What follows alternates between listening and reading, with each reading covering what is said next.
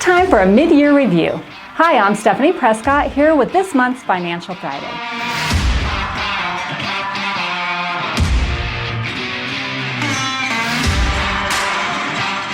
Did you make yourself a New Year's resolution to save for a down payment on a new home this year? Where are you with your goal? I want to share 3 tips with you on how to not overspend when you're saving for your down payment. First, make a budget.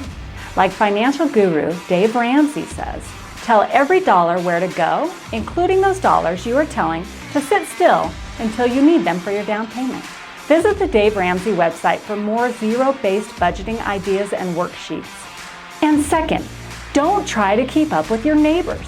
Frankly, it's too stressful and not productive towards your own goals anyway. And finally, shop small and local. Unsubscribe to retail emails and toss the catalogs.